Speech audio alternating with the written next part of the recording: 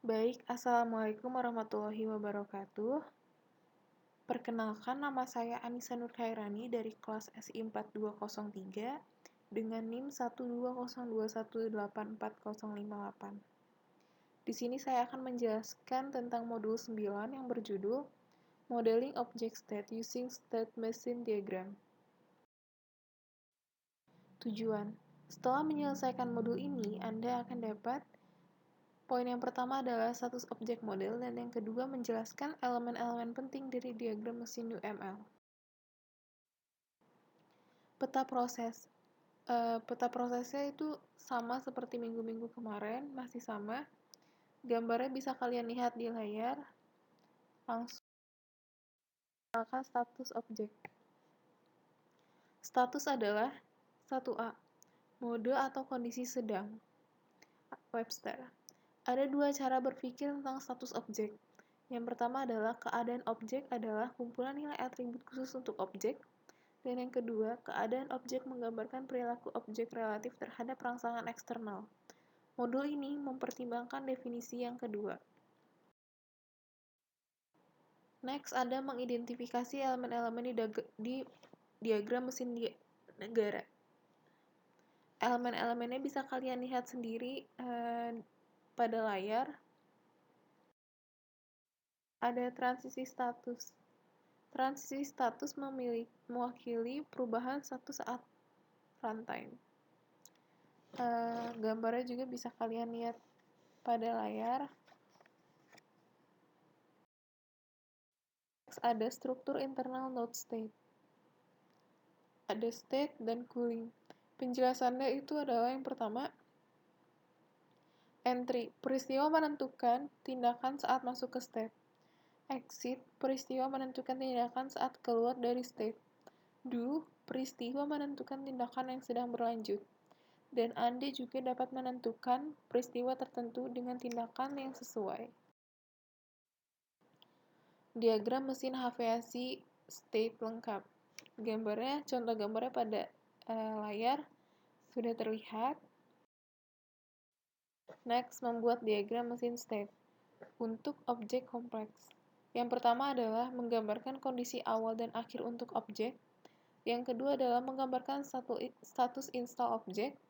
Yang ketiga, tentukan urutan parsial dan kondisi stabil selama masa pakai objek. Yang keempat, menentukan peristiwa yang memicu transisi antara keadaan objek. Menentukan tindakan transisi apabila jika ada. Dan yang terakhir, menentukan tindakan dalam suatu negara. Ini juga opsinya jika ada. Next, ada mengidentifikasi elemen-elemen di diagram mesin negara. Elemen-elemennya bisa kalian lihat sendiri pada layar. Langkah yang kedua, menentukan status objek stabil. Jadi kita harus menentukan status objek ini, yang tiga ini adalah stabil. Langkah yang ketiga, menentukan pemesanan sebagai keadaan. Yang keempat, menentukan transisi event dan aksi. Menentukan tindakan dalam suatu keadaan. After trigger event.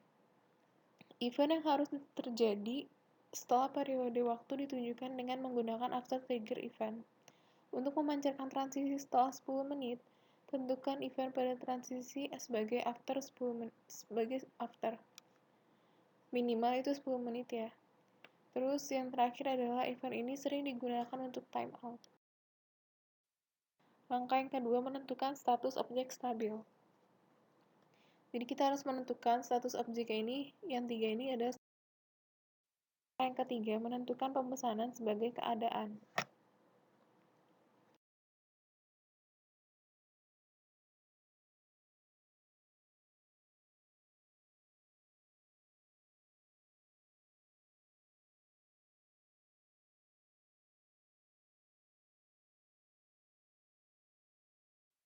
Contoh persimpangan.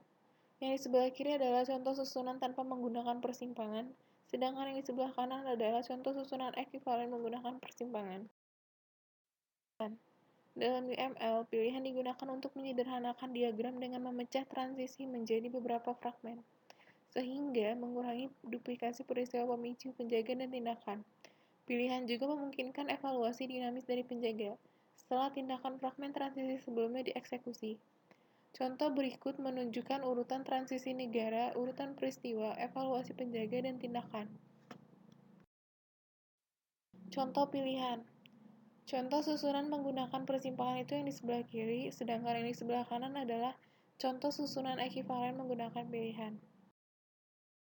Alasan dari modul ini adalah yang pertama, suatu objek mungkin memiliki status yang mendefinisikan perilaku unik untuk objek tersebut, dan yang terakhir, diagram mesin negara menyediakan mekanisme untuk memodelkan status dan transisi dari suatu objek.